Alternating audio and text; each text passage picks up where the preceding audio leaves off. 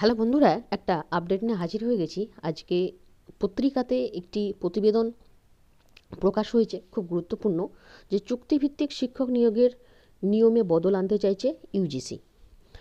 দেখা যাক প্রতিবেদনটায় কি বলা হয়েছে।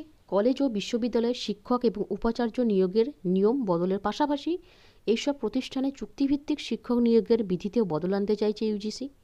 ইউজিসির আগের নিয়ম অনুযায়ী উচ্চশিক্ষা প্রতিষ্ঠানে মোট শিক্ষক পদের 10% চুক্তিভিত্তিক শিক্ষক নিয়োগ করতে পারত, কিন্তু ইউজিসির নতুন খসড়ায় এ ধরনের নিয়োগের সীমা তুলে দেওয়ার উল্লেখ করা হয়েছে। বিষয়টি নিয়ে বিতর্ক সৃষ্টি হয়েছে ইতিমধ্যে।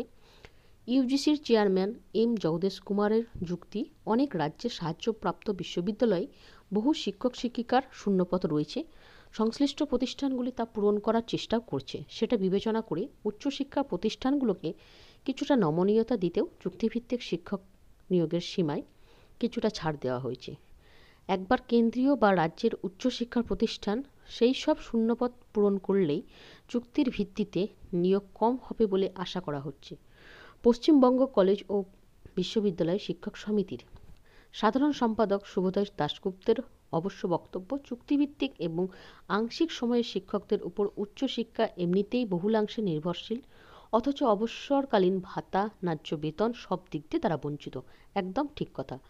সমস্ত জায়গাতেই চুক্তিভিত্তিক শিক্ষকদের উপর কিন্তু শিক্ষা ব্যবস্থার মেরুদণ্ড দাঁড়িয়ে রয়েছে, অথচ তারা সব জায়গা থেকে বঞ্চিত। অবসরকালীন ভাতা পান না ঠিকঠাক মতো, ন্যায্য বেতন তো তারা মাসে পানি না। সমস্ত জায়গায়, শুধুমাত্র কলেজ বা ইউনিভার্সিটি নয়, এটা স্কুল থেকে শুরু করে মাধ্যমিক, উচ্চ মাধ্যমিক স্তর সমস্ত জায়গাতে চুক্তিভিত্তিক শিক্ষকদের আরও বেশি সংখ্যায় নিয়োগের অর্থ তাদের আরও শোষণ করে নেওয়া। তিনি আরও বলেন, অনেক শিক্ষক স্থায়ী পদে নিয়োগের যোগ্যতা নিয়ে অস্থায়ী পদে চাকরি করে চলেছেন। একদম গুরুত্বপূর্ণ কথা, অনেক শিক্ষকই কিন্তু স্থায়ী পদে নিয়োগের যোগ্যতা নিয়ে অস্থায়ী পদে চাকরি করে চলেছেন। সারা ভারত সেফ এডুকেশন কমিটির সাধারণ সম্পাদক তরুণকান্তি নস্কর বলেন, বহুদিন ধরেই কলেজ ও বিশ্ববিদ্যালয়ে নতুন কোনো পদ সৃষ্টি হচ্ছে না। এমনকি 2017 থেকে 18 শিক্ষাবর্ষে স্নাতক ও পরবর্তীতে স্নাতকোত্তর সেমিস্টার এবং চয়েস বেসড ক্রেডিট সিস্টেম চালুর পরও হয়নি কিন্তু কোনো নিয়োগ। তিনি আরও বলেন, উচ্চশিক্ষায় জাতীয় শিক্ষানীতি মেনে ইতিমধ্যে 4 বছরের ডিগ্রি কোর্স চালু করেছে ইউজিসি। পাশাপাশি ফাঁকা পড়ে থাকা শূন্যপদও পূরণ হচ্ছে না। এতে ধীরে ধীরে স্থায়ী শিক্ষক পদই কিন্তু বিলুপ্ত হতে পারে বা হয়ে যাবে। খুব গুরুত্বপূর্ণ একটি প্রতিবেদন।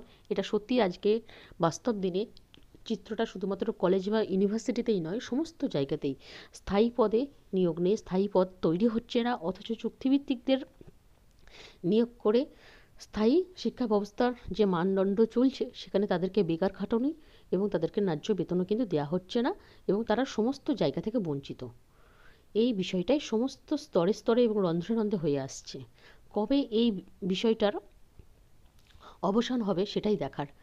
সরকারের প্রতি আস্থা রয়েছে, দেখা যাক কবে কী হয়। তো যথাসময়ে যেটুকু আপডেট পাবো আপনাদের সাথে শেয়ার করব। এখনকার মতো এইটুকু। ভিডিওটা দেখার জন্য ধন্যবাদ।